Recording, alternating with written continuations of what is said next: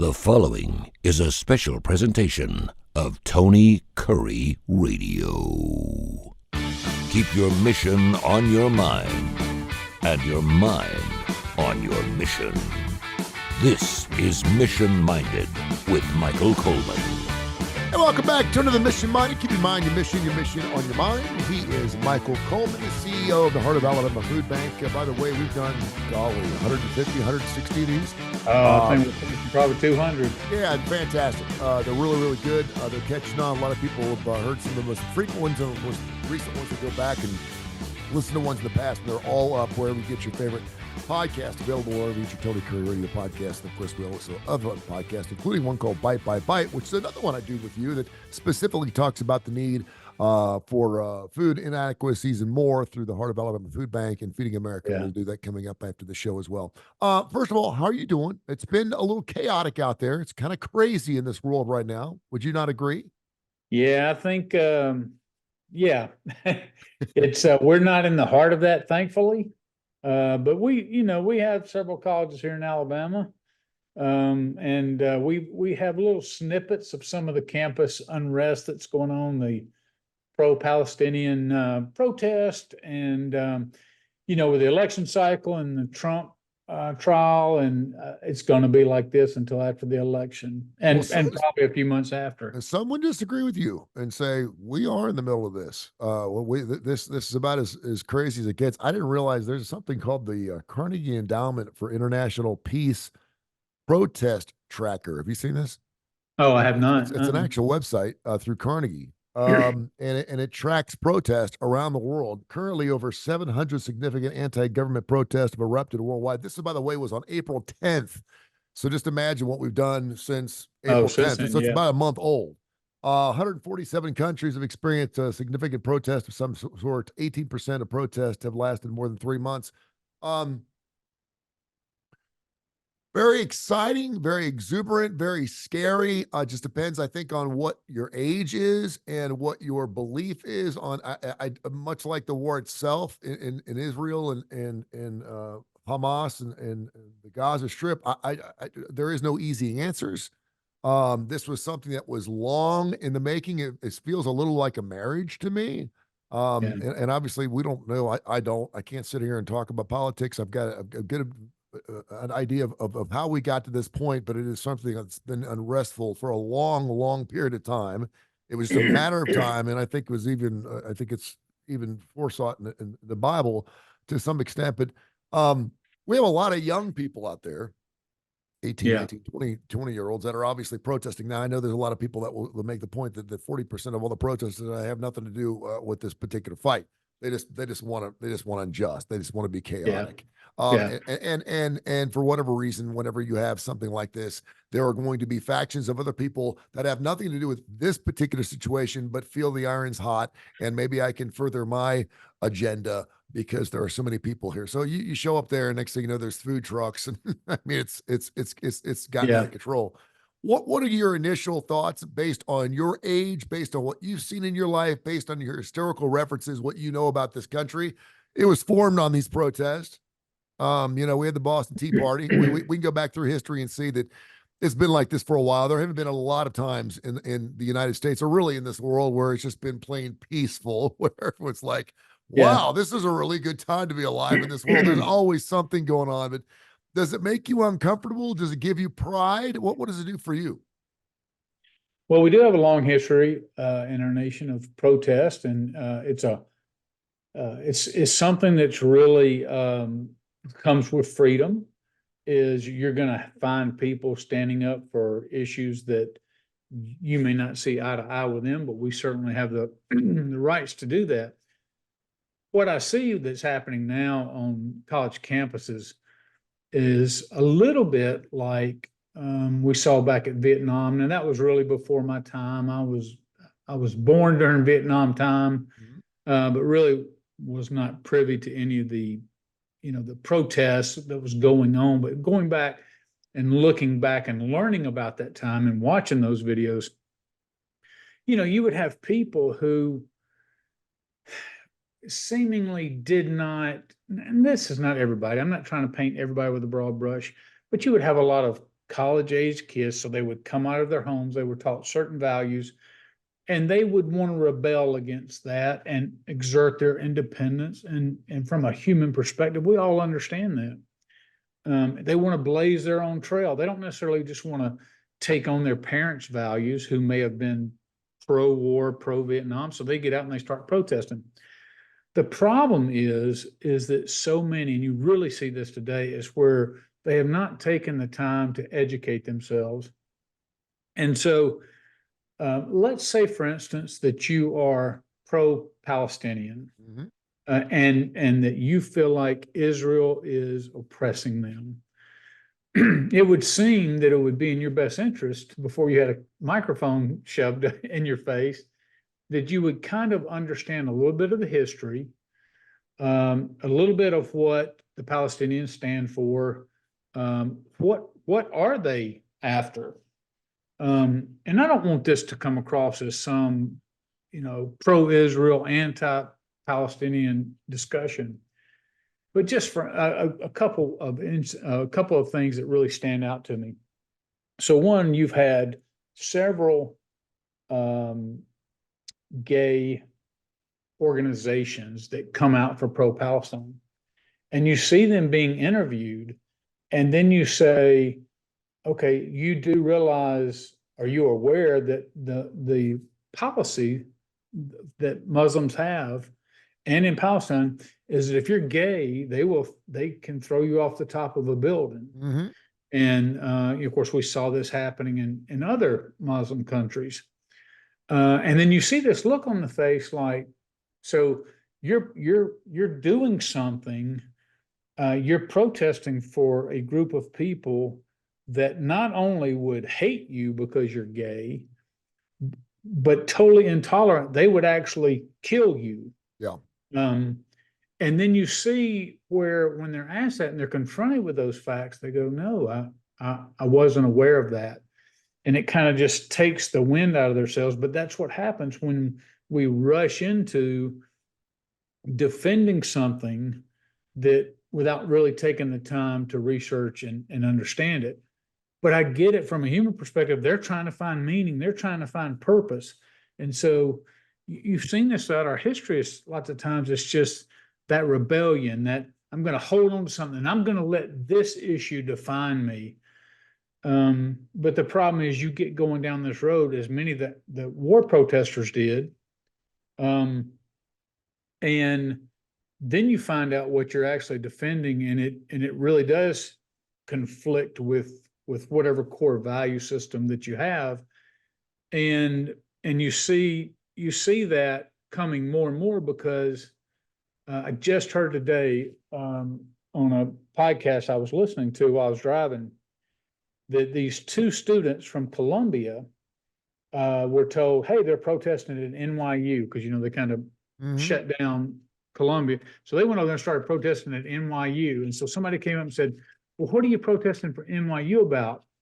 And the girl goes, well, I'm not really sure. I haven't been told. And she turns to her friend, and her friend goes, well, we just kind of came from Columbia. I'm not really sure. And then she said, I really wish I was more educated on this. But they were there screaming and defending and not even knowing what it is they're defending. And I think that's where, Mike, and let me interject here. I think that's where a lot of people in this not just this country, this world feel right now, because we don't know all the details. The details that we do know would point in a direction that there's no easy way to fix this. There are no winners. And again, I equate this to a bad marriage gone bad. There's no winners here. There are no winners here. There's going to be a lot of innocent lives taken. It's already been done. War is hell. It's not going to be over. And I think a lot of people, certainly at that age, are still trying to define. You're exactly right, with their character, who they are, what they stand for. They want to be part of something bigger because it makes them feel important.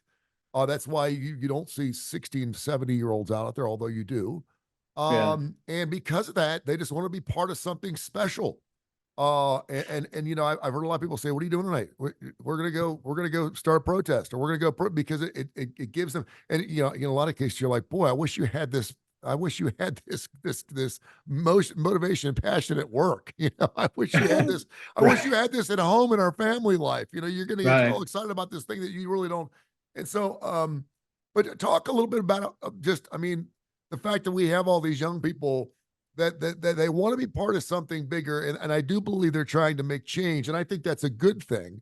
Yeah. But how important it is to obviously be knowledgeable about it, but knowing that chances are you're not going to run into anyone down there that knows anything about this particular confrontation we're having.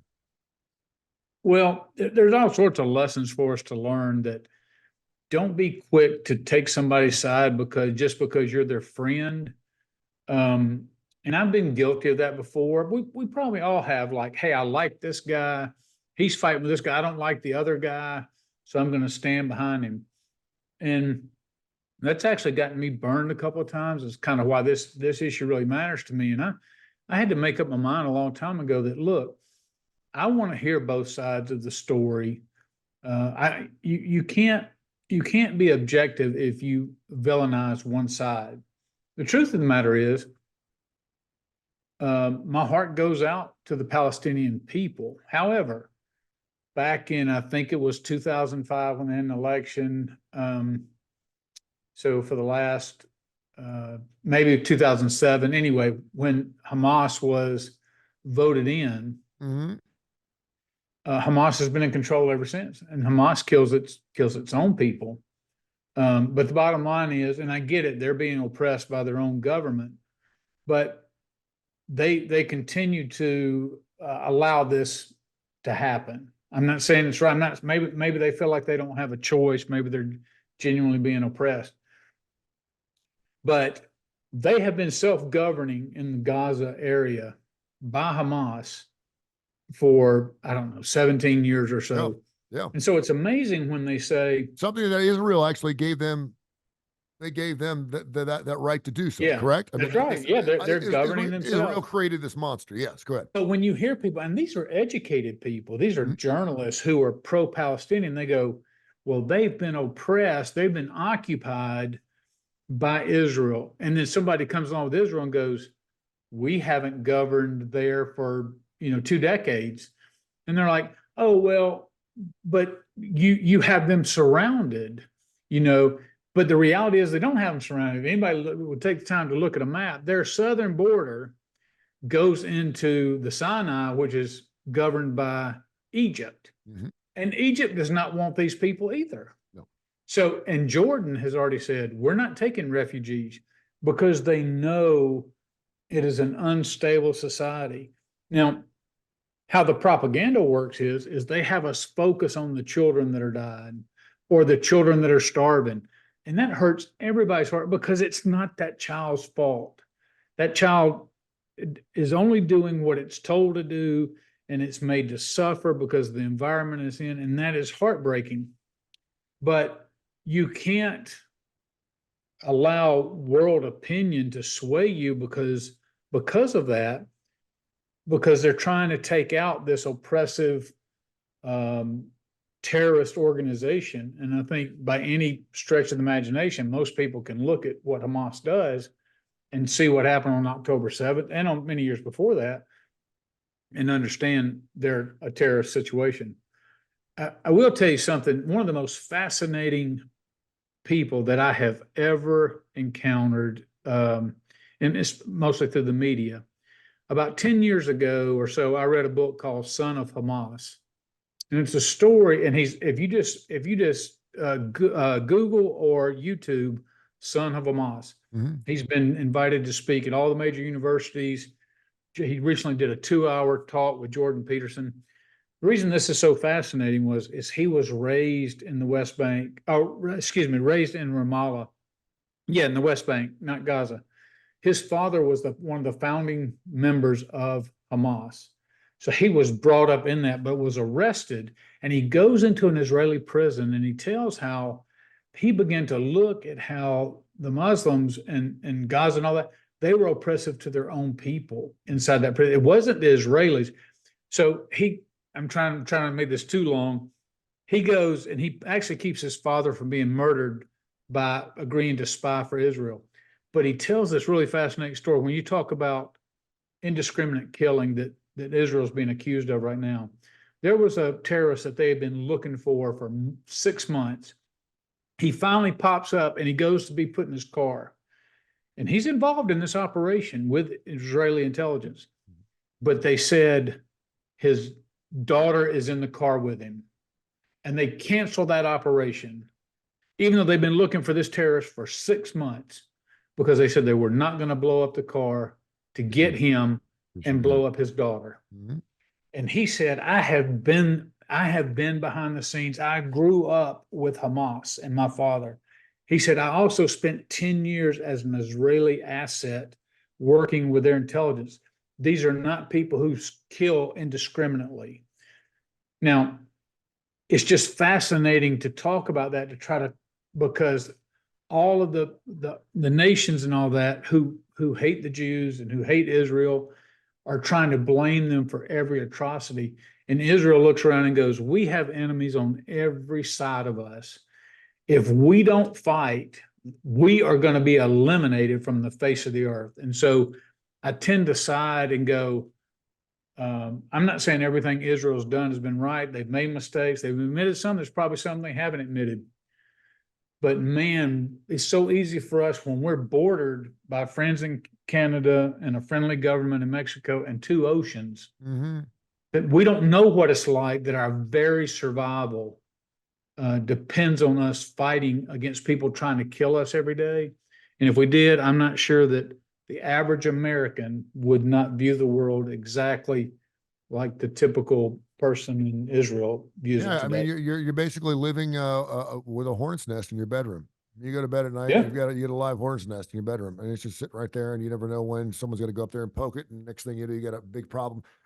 Talk a little bit about, and I want to get into the biblical aspect of all this in just a few minutes, and also talk about, would you hire a protester? But talk a little bit about, we've been on this earth long enough, and I didn't understand this growing up, but when someone's religious, and it doesn't even really have to be religious, but I'll say it for this case, religious ideology is so off the charts, but it is so believed by that faction of individuals, and people that are willing to die, obviously, Yeah. for their cause. We thought a life was worth something. It don't seem to be worth anything anymore. People are willing to go ahead and put 15,000 gallons of gasoline in a van and die for the cause and run right into a thing, and that just seems to be nothing anymore. That's what we remember, the kamikazes. We used to think, wow, these people are crazy. Well, that's nothing now. People do that all the time. But when you're dealing with someone whose ideology is so set in stone and they believe it, we could sit all day long and explain to them why God is good and why we must live in love and not fear. And why do you live this way? But they know nothing else in their lives besides that way of functioning. Can you talk about that a little bit? And have you been around anything like that? Yeah, I will tell you. So a couple of things, and just going back to that example that I was sharing with the son of Hamas, he viewed the world he did because it was his only environment. Then he gets put over here and he begins to see something else. And now he has the ability to evaluate what truth is. Now, ironically, he ends up becoming a believer in Christ and a follower of Christ. And at the end of his book, he says the Israeli Palestinian conflict will never be resolved because they are not seeking, there's no reconciliation in their views. There's enemies and you have to fight against your enemies. There's no forgiveness. There's no reconciliation. And he talks about how that's a cornerstone of Christianity is, forgiveness and reconciliation as imperfectly as we do that. I will tell you something that it does make me think about. And when I was in Germany, I was in the military back in the 80s, this before the Berlin Wall came down. Everywhere we went in Germany, there was always talk of, hey, be careful what you say because there's spies everywhere. And they had this poster list everywhere we went of these radical terrorists who had done things in the name of socialism, and they were Eastern European or East Germans at the time. And when the wall came down several years later, they were ultimately captured, sometimes 10 to 15 years after they did what they did. Mhm. And here's the thing, by then they'd settled down, they had a spouse, they had children. I look at these radical people today and I say to myself, they are empty vessels. They have no perspective of life. They've never had to get out and work and pay for their college. They're getting it all handed to them for the vast majority, but they don't have any life experience.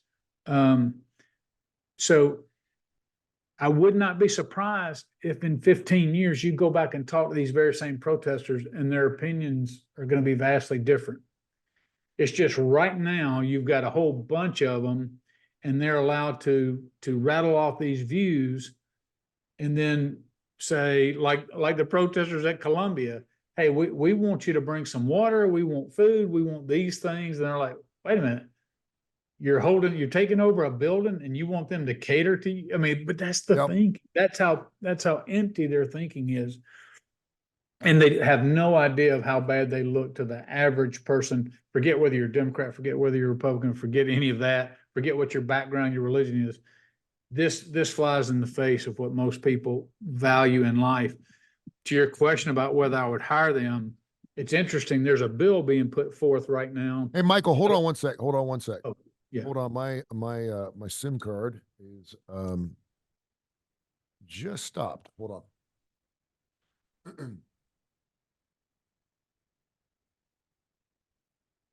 We don't want to miss any of this stuff here. There you go. Yeah, it just said I had an issue and it just stopped. Okay, can you pick up right where you were talking? Yeah. Go ahead. You're rolling. Go ahead. Go ahead. So wait a minute, let me think. I was fixing to transition to I know, my apologies. No, that's okay. That's my ADHD. If I ever lose, I can't never get it back. I'm just trying to think about. I've got a question for you if you want. Yeah, go ahead. Jump in. We're talking to Michael Coleman, of course, a show we do every single week. We talk about life, man. We talk about all kinds of things. It has a business backbone. He is, of course, the CEO of the Heart of Alabama Food Bank. Michael, we were talking about protest and just how crazy it is out in the world right now. I don't think people remember, or certainly our youngsters, our kids that are going to college right now, realize, you 18-year-olds out there, when you and I wanted to have a protest or we wanted to get a group together, how did we do that? We posted crap on polls. We got on our handheld phones, That's right. our landlines, and we'd get on the phone and we'd have a list of 100 people we'd have to call. It would take days to reach out to everybody. By then, we didn't care about the issue anymore. And say this Saturday we're going to get, and it could be a good thing, or maybe this Saturday we're getting together to have a celebration of this, or we don't like the way the school's being run, so we're all going to meet in Veterans Park. Please tell your friends. It was all word of mouth. Now with social media, if you get one influencer, you could be hitting hundreds of thousands of people at one time. I mean, we've seen this a million times where someone says, I started this thing yesterday, and by the time I got finished, I had over 1 million followers. How many people would love to just be able to do that? I mean, we'd all like to be followers and influencers in that way. But I mean, it can flip that quickly. We as business owners look at everything when we're hiring people. Would you hire a protester? Well, I would tell you no, and because we do screen at times we'll look at somebody puts in an application. So let's say I get 20 applications for a job and we're going to interview the top 5, and that's just off their resume. This is without talking with them. But sometimes if we're like, hey, I wonder, I really got 8 here that may be good. We go look at their social media. And if they're shown partying, if they were shown out there doing a protest or something like that, they would absolutely because all that projects is trouble. I find it interesting too that part of the problem is they've never had any consequences for their actions. So they've trashed some of these universities, but let me back up just a little bit though. Okay. You go to someone's website, their Instagram, whatever, and you see pictures of them holding up signs or whatever, and it's all vanilla. It's not, there's not hatred. There's no anti-Semitic type of talk, but they are in a big group of people that's a no-no for you right off the bat? I mean, is it based on where you work, or I mean, because I'm kind of the same way. I kind of feel like and I was going to ask you the question: what are these protests actually doing? What are we actually getting out of people Right. protesting? Are we actually moving the needle? And so would you not further that question? By the way, I noticed on your Instagram you were down at Lynn Park a couple of years ago for this LGBTQ thing. Whatever. Would you Yeah, yeah, yeah. care to explain that a little bit, or would you not even question that? Well, no, I would try to understand, but if it was something that has gotten such national media attention as this, Yeah. then that's kind of helped define it a little bit. And lots of times people, but what I would try to convey to that person in some way is, and other people, is be careful what I mean, we're all proud of it and you're trying to find meaning. So you go slap your face up there and you say, screw the police. Now, a policeman may have done something wrong, Mm-hmm. but if you say screw the police, most business leaders are going to look at that as there's somebody who is looking for trouble. Yeah. They are anti-authoritarian, which means they're going to come into your place, at least you sense that they are going to be very quick to buck the trends, to be very difficult, even rally people against the organization if there was something that they didn't like.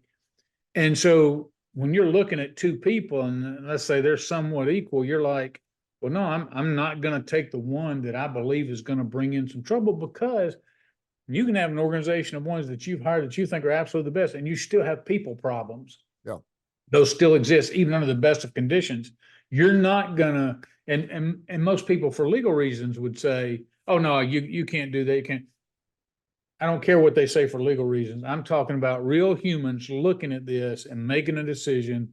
They're gonna say, this person has trouble. They don't have any resume to speak of. They've gone to a school. They've lived a very cushion life. Here they are, they're protesting. It's fine to protest. It's fine to speak up. You have the right as an American to do that. But that doesn't necessarily mean that an employer is going to look at that as an endearing quality. A lot of them look at that as, that's somebody I don't want anything to do with. And that goes back to these consequences.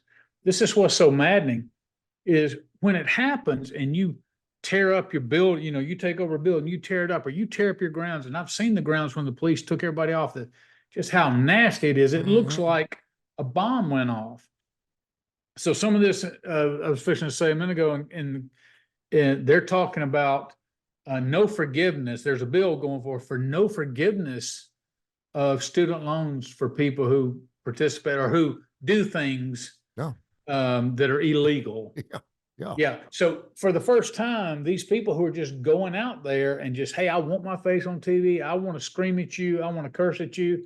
I want to flip you off. I just want to be a rebel rouser. Now there might actually be some consequences, but certainly it would be consequences from when it comes time to employ you.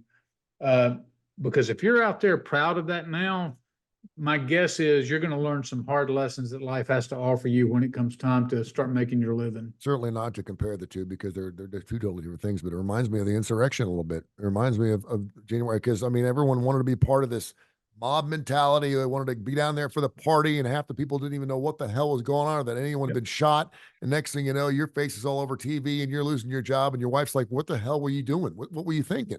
Yeah. That's and that's where you got to be careful, because you could say, well, I'm pro-Trump. And so you make that okay. Mm-hmm. Hey, we have a right to protest.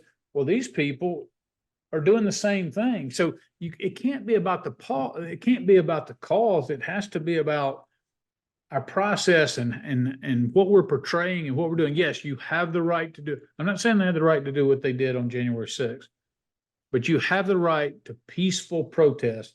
But when you go beyond that, and not only do you risk looking really dumb, which most of these college students are, because they're for the most part empty vessels, just minds of mush that have not yet been formed. But second of all, there's real life consequences. Now, I will begin to admire you if you say, I'm so passionate, I'm so anti-war, I'm so this. I'm doing this knowing that it may be more difficult to get a job, knowing that it may, because that's how our society is. but I'm so committed to this. I'm so passionate. But I guarantee if you line those people up and said, you're wanting a 6-figure job when you get out, but nobody's going to hire you. Are you willing to not be hired for the next 3 years till this dies down and your name kind of dies down? Yeah. Would you be willing to suffer that? And, you know, most would, I guess, would say no. So what has history taught us about protest and how they work and do they work? I listen, I don't think there's anybody in the United States right now that wants to have this war going on. I don't think anybody wants the Palestinians to be oppressed, and I don't think anybody wants Hamas to be in charge of anything. And certainly we hate for all the innocent bystanders, the babies and the mothers, and oh my gosh, it's horrible. By bringing notoriety to it and marching at the University of Illinois and Minnesota and USC. And the other thing I think is amazing too, we're always talking about Columbia and Harvard. It seems like because they're our smartest schools in this country, it seems like everything starts there. And most of us like me, we're like, could never get into Harvard is like, those knuckleheads, Right. those crazy smart people, they must be onto something, right? Because I'm not out there. So does it work? Does it, I go back to the civil rights movement.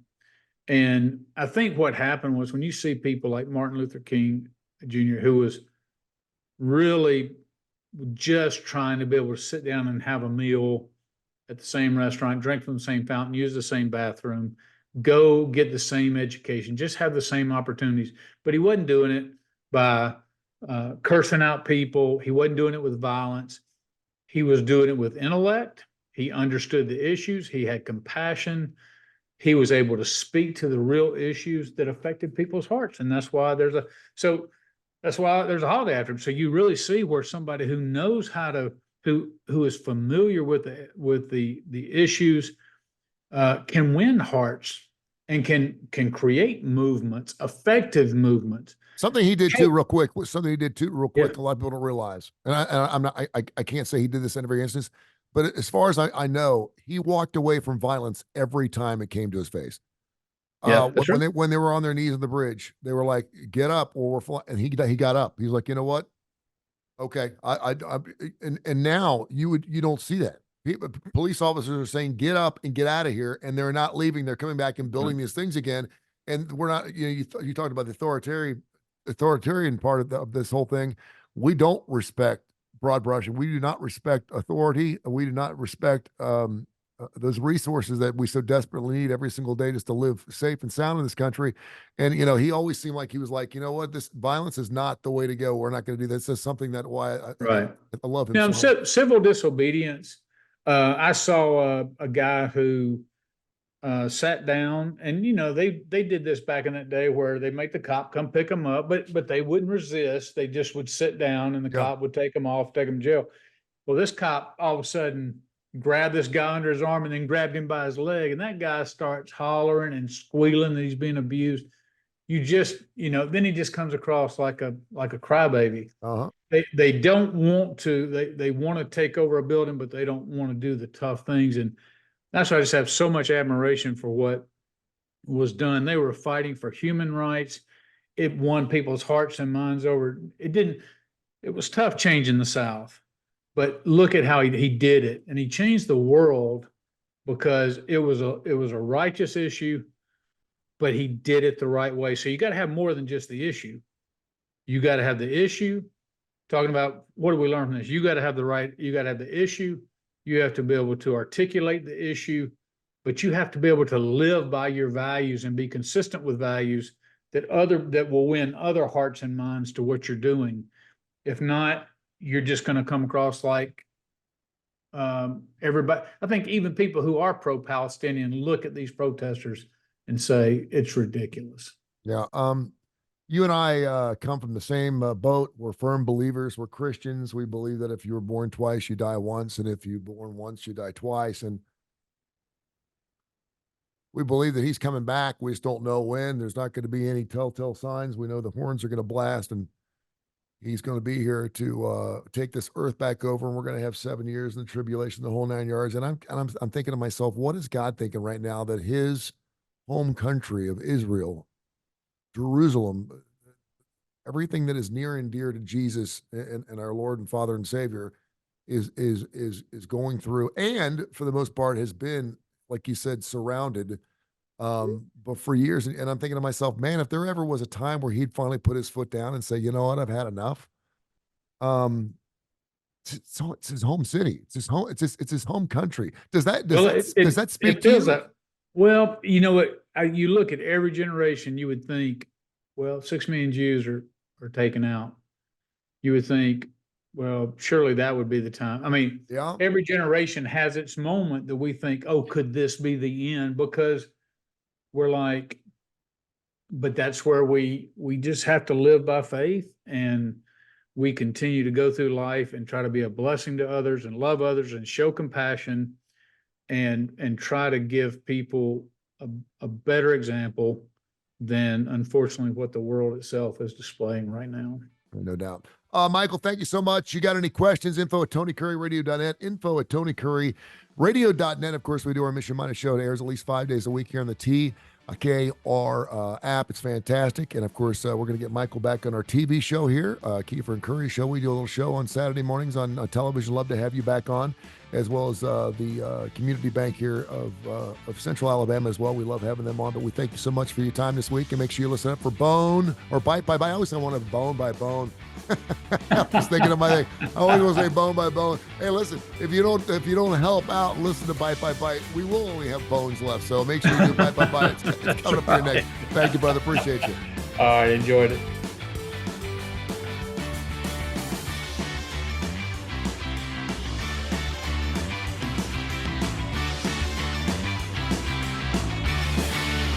This has been a special presentation of Tony Curry Radio.